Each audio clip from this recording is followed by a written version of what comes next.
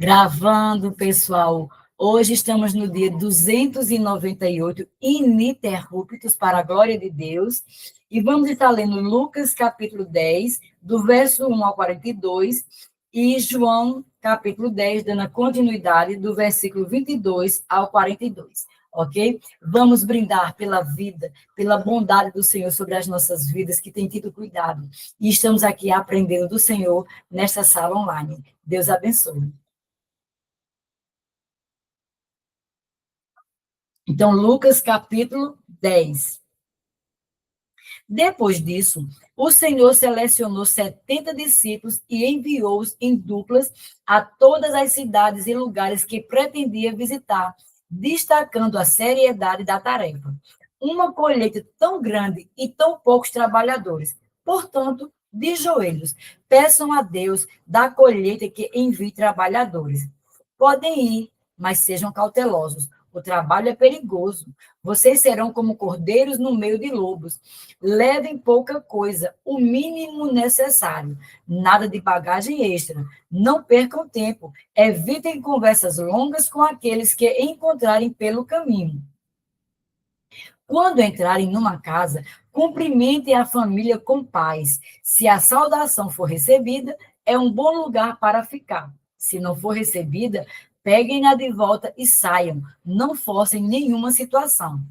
Hospedem-se numa casa e façam suas refeições ali, pois o trabalhador merece 3 refeições por dia. Não fiquem mudando de casa, procurando a melhor cozinha da cidade. Se forem recebidos numa cidade, comam o que for oferecido, curem quem estiver doente ali e anunciem: o reino de Deus está aqui diante de vocês. Se ao entrar numa cidade não forem recebidos, saiam às ruas e gritem: a única coisa que ganhamos aqui foi a poeira das sandálias e nós a devolvemos. Vocês sabiam que o reino de Deus estava bem diante de vocês?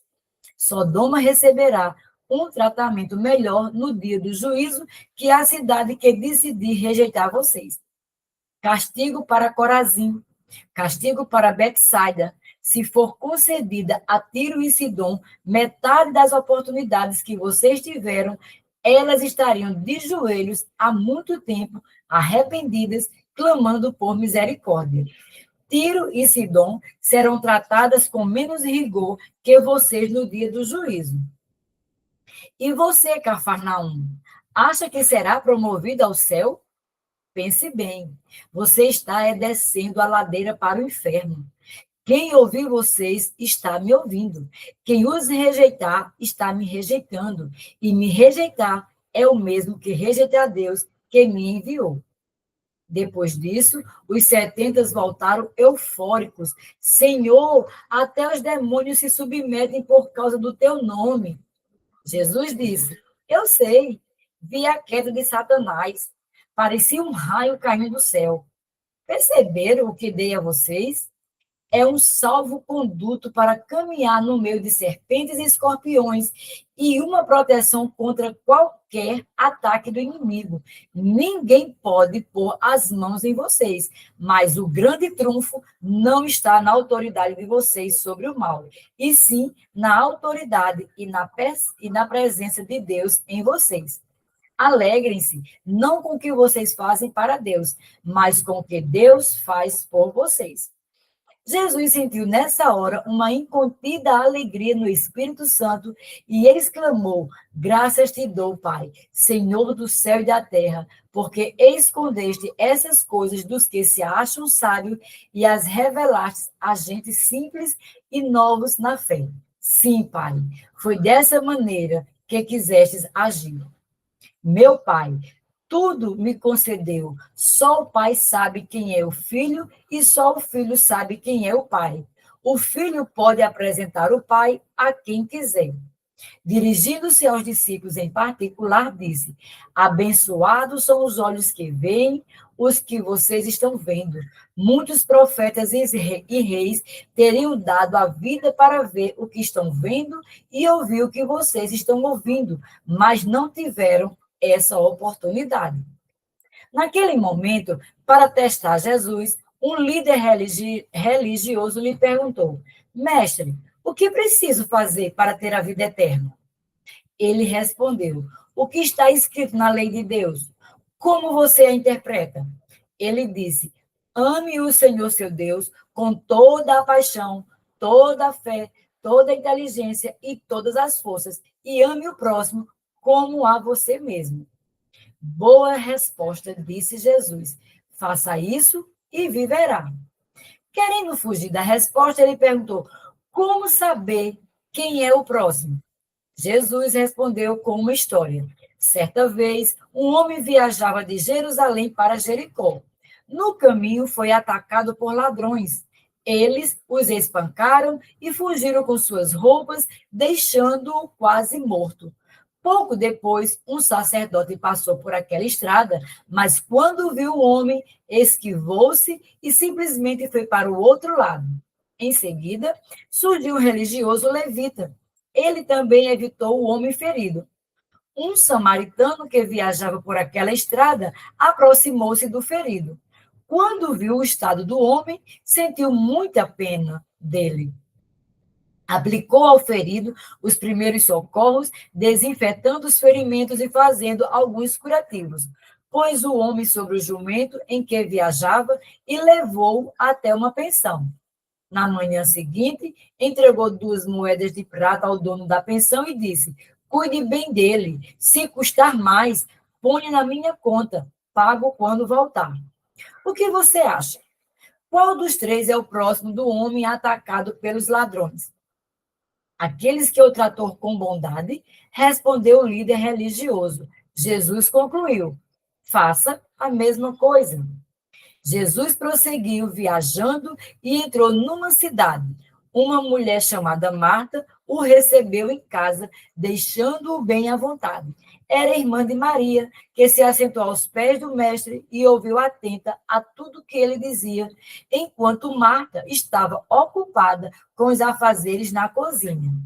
Algum tempo depois, ela os interrompeu. Mestre, o senhor não se incomoda em saber que a minha irmã deixou todo o trabalho da cozinha para mim? Mande me ajudar? Ele respondeu, minha querida Marta, você está fazendo tempestade em copos d'água. Está se preocupando à toa, só uma coisa importa e Maria a escolheu. É o prato principal, não vou lhe tirar isso dela. Aleluia. Vamos agora para João, capítulo 10. Só um minutinho. João, capítulo 10, do verso 22 ao 42. Eles estavam celebrando a festa da dedicação, chamada em hebraico Hanukkah, em Jerusalém. Era inverno e Jesus passeava no templo, no pórtico de Salomão. Será que eu estou gravando? Está sendo gravado assim. Eles estavam celebrando a festa da dedicação, chamada em hebraico Hanukkah, em Jerusalém. Era inverno e Jesus passeava no templo, no pórtico de Salomão, rodeando os judeus. Aliás, e os judeus disseram, por quanto tempo você vai nos deixar curiosos? Se você é o Messias, diga-nos diretamente. Jesus respondeu, eu já disse, mas vocês não acreditaram.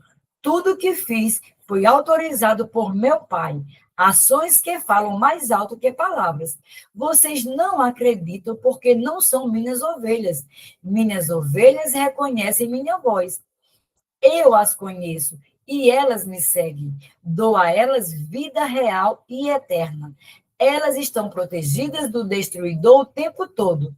Ninguém consegue roubá-las de mim. O Pai, que as pôs sob minha responsabilidade, é muito maior que o destruidor, que o ladrão. Ninguém pode tirá-las dele. Eu e o Pai somos um só coração e uma só mente. Mais uma vez, os judeus estavam a ponto de apedrejá-lo. Mas Jesus lhes disse, tenho feito muitas boas ações da parte do Pai, por qual delas vocês querem me apedrejar? Os judeus responderam, não os apedrejaremos por nada de bom que você fez, mas sim pelo fato de ter dito essa blasfêmia de chamar você mesmo de Deus. Jesus reagiu. Estou apenas citando um texto das Escrituras em que Deus diz: digo a vocês, vocês são deuses. Se Deus chama os antepassados de vocês de deuses e as Escrituras não mentem, por que vocês gritam blasfemador, blasfemador, para o único quem o Pai consagrou e enviou ao mundo, só porque eu disse sou filho de Deus? Se não faço as obras que meu Pai faz, não precisam crer em mim. Mas se faço as obras do Pai, esqueçam um momento o que eu disse a meu respeito e considerem as simples evidências das ações que estão diante dos seus olhos. Talvez assim as coisas se esclareçam e vocês consigam entender que não apenas fazemos as mesmas coisas, mas também somos o mesmo Pai e Filho. Ele está em mim e eu estou nele. Eles ainda tentaram prendê-lo, mas ele conseguiu escapar. Voltou para a região do Jordão, onde João batizava, e ficou ali. Muitos se tornaram seus seguidores e diziam: João não realizou milagres, mas tudo o que ele disse a respeito deste homem é verdade. Assim, muitos creram neles. Sejam abençoados. Concluímos nossa leitura de hoje e vou parar aqui a gravação.